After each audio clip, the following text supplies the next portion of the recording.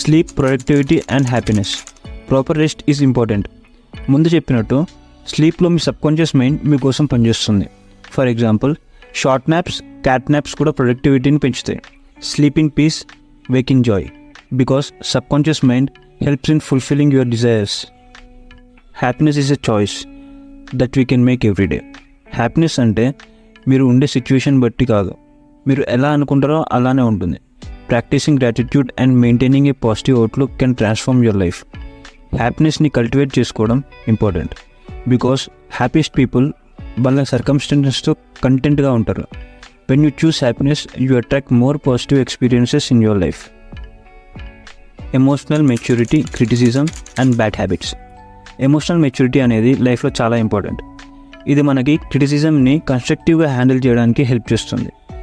Criticism is a part of life. పర్సనల్గా తీసుకోకుండా ఇది మంచి అవకాశం అనుకొని చేంజ్ చేసుకోవాలి. అదర్స్ నుండి ఫీడ్బ్యాక్ తీసుకోవడం వాల్యుబుల్ ఇన్సైట్ని ప్రొవైడ్ చేస్తుంది. క్రిటిసిజంని పాజిటివ్గా యాక్సెప్ట్ చేసినప్పుడు మనలో ఎమోషనల్ రిలయన్స్ స్ట్రెంగ్తెన్ అవుతుంది. బ్యాడ్ హ్యాబిట్స్ని బ్రేక్ చేయడం కూడా ఎమోషనల్ మెచ్యూరిటీతో కలిసి ఉంటుంది. మీకు బ్యాడ్ హ్యాబిట్స్ ఎలా ట్రిగర్ అవుతున్నాయో అనేవి అర్థం చేసుకోండి, అండ్ అవి ఎలా ఎమోషనల్గా కలవాలో కూడా తెలుసుకోండి. ఫర్ ఎగ్జాంపుల్, మీరు స్ట్రెస్ వల్ల ఓవర్ రియాక్ట్ అవుతున్నారంటే ఆ స్ట్రెస్కి రీజన్ ఏంటో ఐడెంటిఫై చేసి హెల్తీ కాపీయింగ్ మెకానిజం డెవలప్ చేయండి. బ్యాడ్ హ్యాబిట్ని గుడ్ హ్యాబిట్తో రీప్లేస్ చేయండి, లైక్ వాకింగ్ లేదా మైండ్ఫుల్నెస్ ప్రాక్టీస్ చేయడం. Last point, fear and retirement.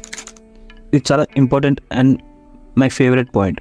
Fear is often seen as one of the biggest barrier to the success. Fear of failure, fear of criticism are the biggest barrier of success. కానీ ఫియర్ని overcome చేయడం చాలా important.